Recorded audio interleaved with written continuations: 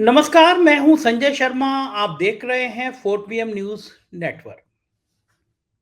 मैं ये नहीं जानता कि आप में से कितने दर्शक ऐसे हैं जो अपने आसपास के हालात का दर्द महसूस करते हैं।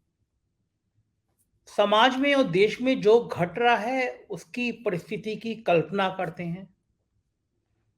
और पता नहीं कितने लोग ऐसे होंगे जो इतनी दूर तक नहीं सोच पा रहे होंगे कि अगले 2 या 3 सालों में देश कहाँ से कहाँ पहुँच जाएगा।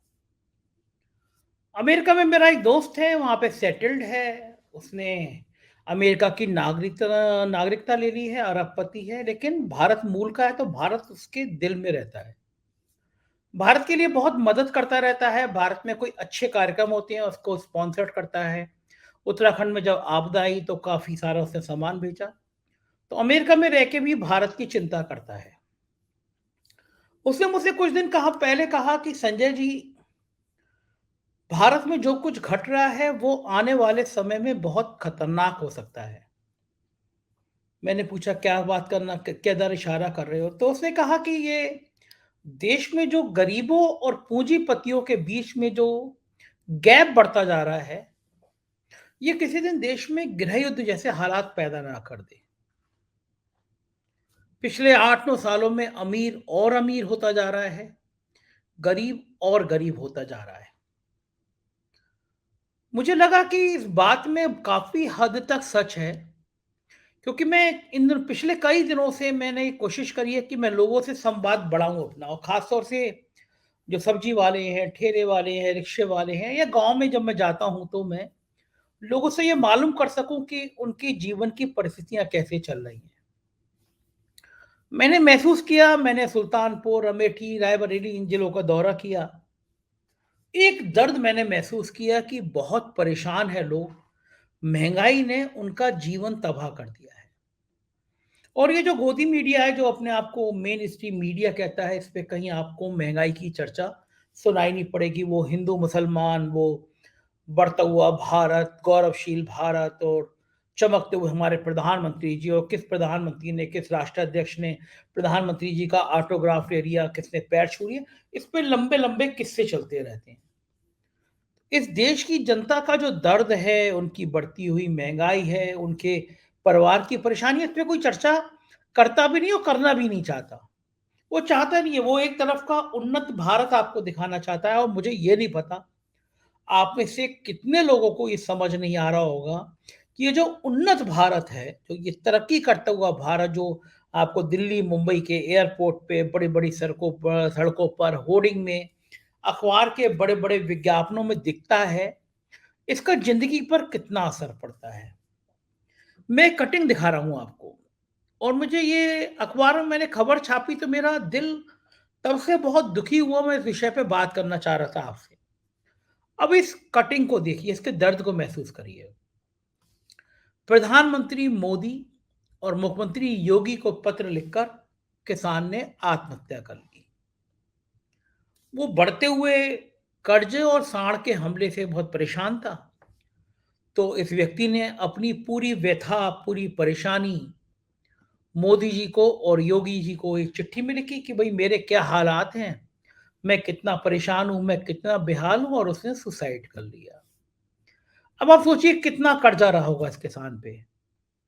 50,000, 70,000, 1 लाख, 1.5 लाख, इससे ज़्यादा होता नहीं है। और ये अकेला किसान नहीं है। ये उत्तर प्रदेश का या बिहार का या मध्य प्रदेश का अकेला किसान नहीं है। देश में किसानों की आत्महत्या के आंकड़े अब जुटाए नहीं जाते। किसी चैनल पे आप अगर देखेंगे तो अब किसानों की आत्महत्या पे कोई बात नहीं करता। किसान का मर जाना, किसान का खेत पे फांसी लगा लेना कोई मुद्दा नहीं बनता। इस किसान ने, जिस पे थोड़ा-सा कर्जा होगा, उसने खत लिखा कि प्रधानमंत्री जी, मुख्यमंत्री जी, मैं परेशान हूँ, मैं व्यथित हूँ और मैं मर रहा हूँ, मर गया। कुछ फांसी लगा के मरते हैं, कुछ जहर लगा खा के मरते हैं, कुछ ट्रेन के आगे कूद जाते हैं। कर्जा कितना होता है? 50,000, लाख, 1.5 लाख। क्या इस मुल्क के हुक्मरान, क्या इस मुल्क के राजा को नींद आ जाती होगी, जब उसको लगता होगा कि इस मुल्क में ऐसे भी लोग हैं, जो 50,000 1 लाख रुपए के लिए अपनी जान दे सकते हैं।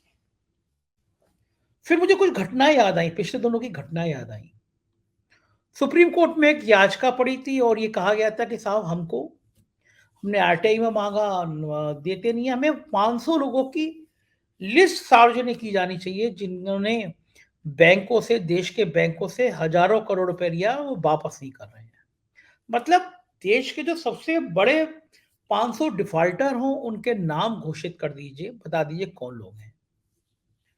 सरकार की दलील है कि मेरे एक मित्र ने बताया मुझे कि सरकार ने दलील दी है कि साहब अगर हम इन लोगों के नाम बता देंगे तो इनकी साख पे असर पड़ेगा।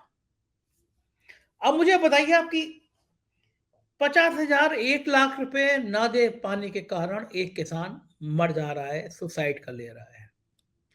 और देश के ये कथित बड़े पैसे वाले लोग जो 1,000 करोड़, 2,000 करोड़, 10,000 करोड़, 20,000 करोड़, 50,000 करोड़ लेके या तो देश से भाग गए या देश में भी रह रहे हैं तो पैसा जमा नहीं कर रहे हैं, पैसा दे नहीं रहे हैं। और सरकार उनसे पैसा वसूलने की जगह इस बात पे मंथन कर रही है कि साहब इनका नाम पता ना चल जाए क्योंकि इनकी साख पर सवाल खड़ा हो जाएगा। ये गरीबी और अमीरी का असमानता का भाव है जो इस देश में साफ दिखाई दे रहा है। मेरे एक ब्यूरोक्रेट मित्र हैं, आईपीएस हैं। उन्होंने मुझे बताया कि किस तरह नक्सली यहाँ पे एक्टिव हैं उन आदिवासी इलाकों में, किस तरह मूवमेंट चलाए गए, नक्सलियों से जमीन खाली कराई गई और वो जमीन पूंजीपतियों को दे दी गई। आदिवासियों की जो जंगल थे वो जंगल अब बड़ी-बड़ी फैक्ट्रियों में तब्दील हो गए हैं। आदिवासियों को नक्सलाइट बताकर, नक्सली बताकर उन्हें कब-कब मुठभेड़ में कैसे ढेर कर दिया गया, इसके तमाम किस्से समाज में हैं, पुलिस रिकॉर्ड में भी हैं। मैं नक्सलवाद का किसी तरह से समर्थन नहीं करता। मैं किसी भी हिंसा का समर्थन नहीं करता, चाहे वो धर्म के नाम पर हो, चाहे वो जाति के नाम पर हो, चाहे वो नक्सलवाद के नाम पर हो। लेकिन मैं इस बात का भी समर्थन उससे ज़्यादा नहीं करता, बल्कि उससे ज़्यादा विरोध करता हूँ कि इस देश में अमीर और अमीर होता चला जाए, गरीब और गरीब होता चला जाए। क्योंकि एक ना एक दिन फिर ये क्रांति का भाव पैदा करेगा।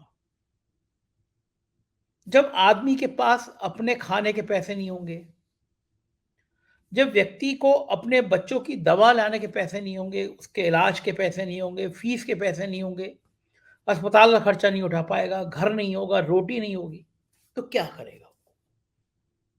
दूसरी तरफ देश में देखिएगा कि कुछ बड़े लोग हैं जिनकी संपत्ति बढ़ती जा रही है और ताज़ा आंकड़े बताते हैं, सरकार के आंकड़े बताते हैं कि रोज लगभग 500 लोग इस मुल्क को छोड़ के चले जा रहे हैं, दुनिया में शिफ्ट हो जा रहे हैं।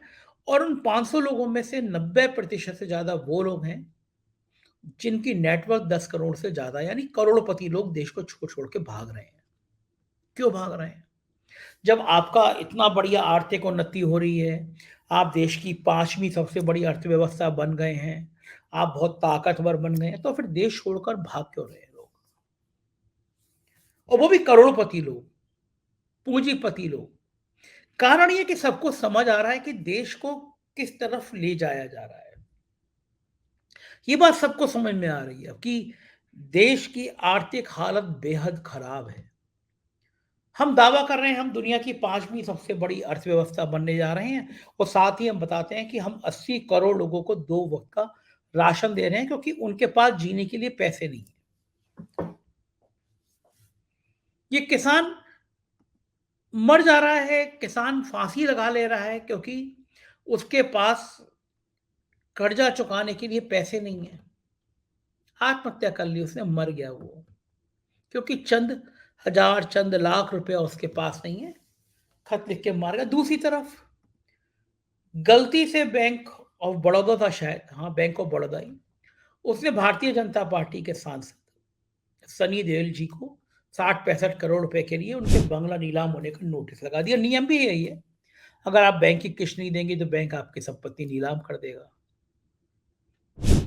अब किसी बैंक वाले की इतनी हिम्मत कि वो बीजेपी के सांसद के वो 60 करोड़ का कर्जा हो या 600 करोड़ का कर्जा हो, उसके खिलाफ नोटिस जारी कर दे। वो गजब हंगामा हुआ, बैंक को नोटिस वापस लेनी पड़ी, खेद व्यक्त करना पड़ा। आखिर सरकार इन सिर्फ इन पूंजीपतियों की क्यों सोचती है? इस गरीब किसान का क्या कर्जा माफ नहीं हो सकता था? लाख 1.5 लाख के लिए इसे जान दे दी, इसकी चिंता नहीं की जा सकती थी। लेकिन लाख वाला जान देते और बीजेपी का सांसद करोड़ों रुपए लेकर बैंक का पैसा ना दे, तब भी बैंक को धमकाया जाएगा, नोटिस दे दिया तो डांटा जाएगा। कौन सा समाज, कौन सा मुल्क बना रहे हैं आप? और मैं ये देख रहा हूं कि भली गोदी मीडिया के मेन स्ट्रीम चैनल बात ना करें, लेकिन समाज में धीरे धीरे ये बात बढ़ रही है, ये विद्रोह, ये परेशानी, ये बेचैनी बढ़ रही है। क्या कारण है कि लोग टीवी देखते नहीं? आप मालूम कर लीजिए, आप खुद भी और अपने अड़ोस पड़ोस से मालूम कर लीजिए। पूछिएगा उनसे, कब से तुमने टीवी चैनल चला के न्यूज देखी है? टीवी पे सास बहू के सीरियल, बिग बॉस, ये लोग देखते हैं लेकिन न्यूज नहीं देखते। अब उन्हें पता है ना कि न्यूज के नाम पर एक मौलाना साहब आ जाएंगे, एक पंडित जी आ जाएंगे, दोनों को लड़वाया जाएगा। अंबानी के चैनल और अंबानी जैसे तमाम चैनल यही कर रहे हैं। तो लोग सोशल मीडिया पे आ रहे हैं। आज अंबानी के चैनल के वो चोपड़ा जी ने एक ट्वीट किया कि चंद्रयान 3 के बाद करोड़ों लोगों ने इसरो के यूट्यूब पर देखा। मैंने नेटवर्क 18 अंबानी के चैनल का स्क्रीनशॉट लगा के ट्विटर पे ट्वीट किया। मैंने लिखा कि इनके 1 करोड़ 80 लाख से ज़्यादा सब्सक्राइबर हैं और नेटवर्क 18 के ये चंद्रयान वाले या बाकी वीडियो को देखने वालों की संख्या 500, 800, 1000, 4000 है। तो आप सोचिए, अंबानी के चैनल जिसके 1 करोड़ 84 लाख 80 लाख सब्सक्राइबर हैं, उसके व्यू पिछले 7-8 घंटे मैंने ट्वीट किया है, 1000, 500, 700, 1000, 2000, 5000, बस ज़्यादा नहीं जा रहे। फिर मैंने ट्वीट पे लिखा है कि आप 4 PM देख लीजिए इस अवधि में, हमारे कई वीडियो जो लाखों क्रॉस कर गए। तो मैं घमंड नहीं कर रहा, लेकिन ये कौन लोग हैं? ये कौन लोग हैं जो टीवी नहीं देखते और सोशल मीडिया पे अंबानी के चैनल को गरिया रहे हैं, दुत्कार रहे हैं? ये कहाँ से आ रहे हैं लोग? ये क्या इस मुल्क की आवाज़ नहीं है? और ये मुल्क की आवाज़ है तो लोगों को समझ क्यों नहीं आ रहा, सरकार को समझ क्यों नहीं आ रहा? मुझे लगता है, मुझसे एक बहुत पहले ब्यूरोक्रेट एक मित्र थे मेरे, उन्होंने मुझसे कहा था, राजा कान से देखता है। मैंने कहा इसका मतलब क्या हुआ? बोले राजा को अपने कान में वो बातें पसंद है जो उसके हित में हो, जो उसकी तारीफ में हो। जो उसकी आलोचना करने वाली आवाज़ें होती हैं वो उसको पसंद नहीं आती। तो मुझे लगता है कि प्रधानमंत्री जी ने भी अपने आस-पास वो सलाहकार इकट्ठे कर लिए हैं, वो लोग इकट्ठे कर लिए हैं जो केवल और केवल राजा की तारीफ करते रहें। राजा की आलोचना करने वाला कोई शख्स ऐसा ना आ जाए जो प्रधानमंत्री जी को आईना दिखा दे, जो बता दे प्रधानमंत्री जी परेशानी है, बेचैनी है, बेहाल है, गरीब हैं। अब प्रधानमंत्री की भी गलती क्या है? सुबह से शाम तक ऐसे ही दरबारी इकट्ठे रहेंगे। सुबह से शाम तक ऐसे ही चाकर इकट्ठे रहेंगे जो कहेंगे हजूर का इकबाल बुलंद रहे। ना आपसे पहले और ना आपसे बाद कभी कोई हुआ होगा। ऐसे लोग आपका जीवन तबाह करते हैं। ऐसे लोग आपके जीवन की बर्बादी की गाथा लिखते हैं। ऐसे लोग आपको किसी भी दीन का नहीं रखते हैं। अगर आपको ये नहीं पता कि आपके देश के गाँव में क्या चल रहा है, आपको ये नहीं पता कि छोटे से पैसे के कारण किसान आत्महत्या कर ले रहा है, आपको ये नहीं पता कि गाँव में भुखमरी के आलम हो रहे हैं, लोगों पे रोज़गार खत्म हो गए हैं और आपके चाकर, आपके दरबारी बता दें कि आप 5वीं अर्थव्यवस्था हो गए हैं, आपने क्रांति कर दी है महाराज, हर तरफ आपकी जय-जयकार हो रही है, आपके डंके बज रहे हैं। तो ऐसी चीज़ें इस देश में कई राजनेताओं को तबाह किया है ऐसी चीज़ों ने। और मुझे लगता है प्रधानमंत्री जी भी एक ऐसी टोली से घिर गए हैं। उनके पास फीडबैक यही है, उनको लगता है कि 2024 इतना आसान है कि हम यूँ ही हिंदू-मुसलमान कराएँगे, हमारे गोदी मीडिया के एंकर हमारी वाह-वाही करेंगे, थोड़ा-सा हिंदू-मुसलमान में छौंका डालेंगे और हम चुनाव जीत जाएँगे। लेकिन मैं फिर दावे के साथ कह रहा हूँ, जो आम आदमी के बीच में, जो गाँव वाले के बीच में, जो एक साधारण इंसान के बीच में जो बेचैनी है, जो परेशानी है, आप उसको 2 वक़्त का राशन देके आपको लग रहा है वो मैनेज हो गया, ये गलतफ़हमी निकाल दीजिए। वो कह रहा है कि हमको 2 वक़्त का राशन दिया जा रहा है, उससे ज़्यादा पैसा हमारा निकाल लिया जाएगा जा रहा है महँगाई में, पेट्रोल में, डीज़ल में। आपको अंदाज़ा ही नहीं है, मध्यम वर्गीय परिवार जो आपका दीवाना रहता था, आपके थाली, थाली, मोबाइल सब कुछ बजाता था, ताली बजाता था, थाली बजाता था। एक एवरेज मेरे मित्र हैं और मैं उनका एवरेज ले रहा हूँ, एक उनको 1.5 लाख के आस-पास सैलरी मिलती है, एक कंपनी में काम करते हैं। बड़े भक्त थे। 2014 में कहते थे कि भगवान विष्णु के अवतार हैं मोदी जी। अब उनके 1.5 लाख की सैलरी तो वही है, लेकिन घर का खर्चा इस बढ़ती महँगाई के कारण लगभग 17,000 बढ़ गया है। बच्चों की फीस, पेट्रोल, डीजल, सिलेंडर सब चीज़ें। अब भक्ति का भाव उतर गया है दिमाग से, अब कह रहे हैं कि हमें इस सरकार ने तबाह कर दिया। तो ये जो आपका भक्ति का काल रहता है ना, जो आप दिमाग में लोगों के तेजाब बना रहे हो और ये समाज के लिए इतना ज़हरीला है। कल रात को मैंने घटना ट्वीट करी, उत्तर प्रदेश के सीतापुर में थी। एक मुस्लिम लड़का था, नौजवान शौकत, उसको अपने पड़ोस में रहने वाली हिंदू लड़की से प्रेम हो गया। लगा शादी नहीं हो पाएगी, दोनों घर से बाहर चले गए, शादी कर ली। और पुलिस ने, घरवालों ने, लड़की के घरवालों ने मुकदमा लिखा दिया। शौकत को जेल भेज दिया गया। शौकत जेल से छूट के आया, लोगों को गुस्सा बहुत था। लड़की के घरवालों ने शौकत के माता-पिता की पीट-पीट के हत्या कर दी। इस समाज को हम लोगों ने इतना ज़हरीला क्यों क्यों बना दिया? जहाँ प्रेम की जगह नहीं बची। क्या हिंदू और मुसलमान प्रेम नहीं कर सकते? दिमाग ऐसा खुंद हो गया है कि हमारे अंदर प्यार बचा ही नहीं है, हम हर समय गुस्से में रहते हैं, हम हर समय तनाव में रहते हैं। आप सोचिए दिन में कितनी आपके अंदर नेगेटिव बातें आती हैं, तो इनकी ज़िम्मेदारी कौन लेगा? ज़िम्मेदारी आपकी है, सरकार की नहीं है। ये देश आपका है, सरकार का नहीं है, सरकार पूंजीपतियों की तय हो गया। इस देश को बचाइए, वरना आपकी आने वाली पीढ़ी आपको कहीं का नहीं छोड़ेंगी, आपसे सवाल करेंगी और आपके पास कोई जवाब नहीं होगा।